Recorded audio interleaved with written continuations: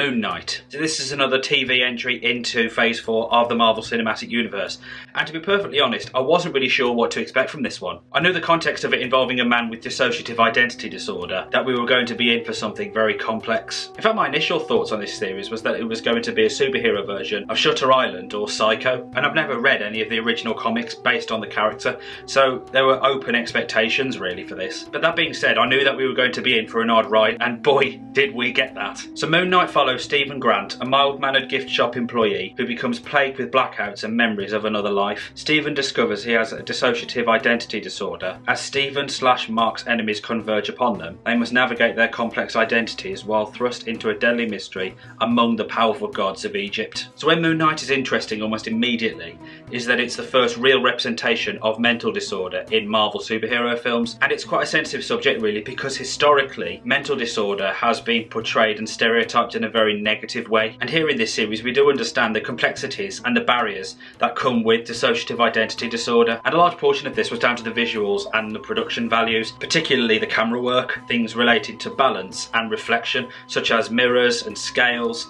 and also puddles in water. It wasn't like Lord of the Rings with Gollum and Smeagol, where we just saw both of them talk within the same shot, or two separate ones where they just kind of coexist. But there were sequences where you saw that it was one body and they were talking to each other from within that mind. But that being said, you saw a lot more that left little to the imagination, because you physically saw the two beings together. But because it's a superhero film and it's for children, I think the whole point of this was to familiarise and educate the audience with what dissociative identity disorder is and how it affects people. The narrative though follows the same kind of structure that every single other MCU TV series has so far, where we're introduced to the characters for 1 or 2 episodes, and then the 3rd episode totally breaks everything out, and then the plot unravels and gets thicker, and then there's a, deterioration like the 4th or 5th episode, and then there's a build up to the 6th episode, and then there's a climax, and then that's it. So a lot of them do follow that kind of structure. And of course, like every MCU film, the visuals were absolutely spectacular, and the cinematography was just off the chart, and we got a whole new taste into all these diverse realms that are within Moon Knight, but from within someone's mind. That's where it did have in some ways a very similar visual style to Doctor Strange in the Multiverse of Madness. And there wasn't really that many action sequences in this series really, up until of course the certain points of the narrative, like the 3rd episode and the 6th episode, when things will really change, like the end of one part of the series and then the finishing of the whole thing. So it was very bold of Marvel to include a character like this, and Oscar Isaac did an absolutely superb job in the role of this character. I've said it before and I'll say it again, Oscar Isaac is truly one of the most underrated actors in Hollywood in my opinion, and here he plays both the main characters, Mark Spector and Stephen Grant. And it's funny because in this multiverse era of Marvel, here we've got multi-mind. So Mark Spector is a Jewish American mercenary who becomes the avatar for Egyptian moon god Khonshu, while Stephen Grant is a British man who works in a gift shop which coincidentally is centred on ancient Egypt. And Oscar Isaac did pull off this unusual English accent, which was stereotypical, but it helped us understand the fundamentals of this other personality. And I think a key attribute to Oscar Isaac's performance in this were his eyes. They were absolutely crucial to this, because when you see him, just the attention to detail, you see that his eyes were bloodshot, you could see bags under his eyes. The makeup job on that was fantastic, by the way. And the way that he would transition between Stephen and Mark would be by rolling his eyes, and also just by observing the body language you could really feel that change. And like the Mark and Stephen characters, we also see the Moon Knight superhero character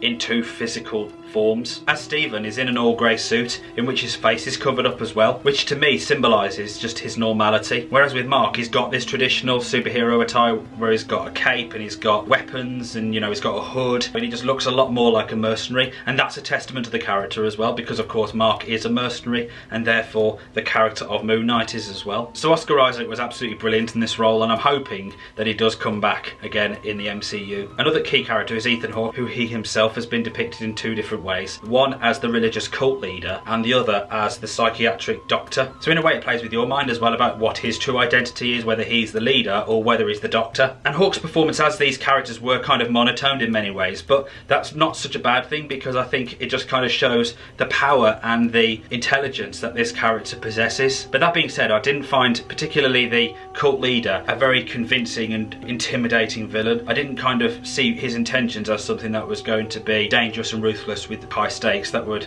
influence the future of the Marvel Cinematic Universe. But Hook did a good job anyway. We also saw May Calamawe's performance as Layla, and I thought she did a very good job as well. And I also absolutely love the inclusion of legendary actor F. Murray Abraham as the voice of Khonshu, and he really gave us this kind of god-like feeling. So I think besides the character of Mark/Steven, I think Khonshu is the character I like the most. So overall, Moon Knight is obviously the most unusual and probably the scariest MCU entry so far, and it's also one of those shows that I feel like I'd have to watch again at some point to further understand the characters, because even after just watching the series once, I've probably missed out a lot of other things. So I think that will happen in the future, and I would probably suggest that to other people watching this video as well, that you do go and watch it again. And in many ways I think it would have worked better as a feature film than a TV series. It didn't need to be dragged out as long as it did. It's been a decent one that has been complimentary in its own unique way. And while it isn't quite up there among the best MCU TV shows that we've seen so far, it was just entertaining and it was fun. And if it is the only solo thing that we are going to see the character in, it's been good and I've enjoyed it. What did you think of Moon Knight? How did you think it was compared to other TV shows that we've seen in the MCU so far?